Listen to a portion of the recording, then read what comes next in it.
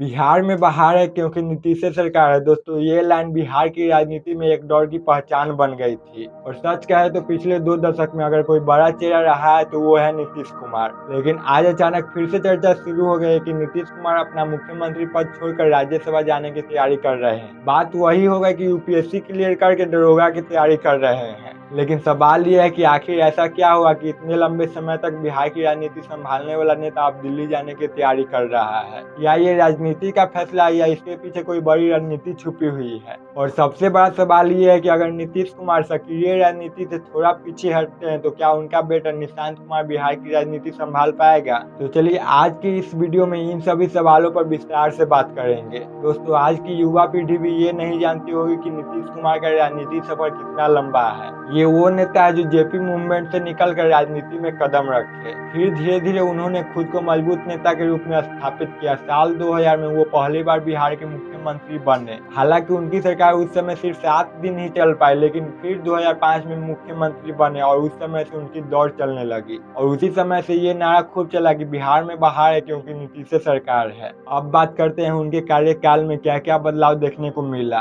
पहले बिहार की क्या पहचान थी? टूटी सड़कें, बिजली की भारी कमी और कानून व्यवस्था पर सवाल। लेकिन धीरे धीरे इन सभी चीजों में बदलाव दिखने लगा। एक समय था जब बिहार के गांव से किसी दूसरे शहर में जाने के लिए कई घंटे लग जाते थे, लेकिन आज सड़क का नेटवर्क काफी बेहतर हुआ है। पहले गाँवों में 8 से 10 घंटा बिजली मिलना काफी मुश्किल था, लेकिन अब हर गाँव में बिजली पहुंच चुकी है। एक समय था जब बिहार को जंगल राज कहकर ताना मारा जाता था, लेकिन बाद में सरकार ने कानून व्यवस्था को सुधारने की कोशिश, और इसी वजह से लोग इन्हें सुशासन बाबू भी कहते हैं। लेकिन राजनीति में जितनी तारीफ होती है उतनी ही आलोचना भी होती है। पिछले कुछ सालों में नीतीश कुमार की सेहत को लेकर कई सवाल उठे। कई बार वीडियो सोशल मीडिया पर वायरल हुए। कभी उनके चेहरे का एक्सप्रेशन अलग दिखता था तो कभी मंच पर उनका रिएक्शन लोगों का अजीब लगता था और सोशल मीडिया पर लोग उन्हें काफी ट्रोल भी करने लगे। कुछ लोग कहने लगे कि अब उन्हें आराम करना चाहिए, लेकिन राजनीति का सच यही है, जब नेता सत्ता में होता है तो लोग उनकी गलतियां ढूंढते हैं और वही नेता जब पीछे हटने लगता है तो लोग उन्हें तारीफ करने लगते हैं। और आज सोशल मीडिया पर आप खुद देख सकते हैं, जहां लोग उन्हें ट्रोल करते थे आज वही लोग उन्हें याद कर रहे हैं। और अब सबसे बड़ा सवाल, नीतीश कुमार राज्यसभा क्यों जाना चाहते हैं? इसकी सबसे बड़ी कारण स्वास्थ्य या उम्र हो सकती है,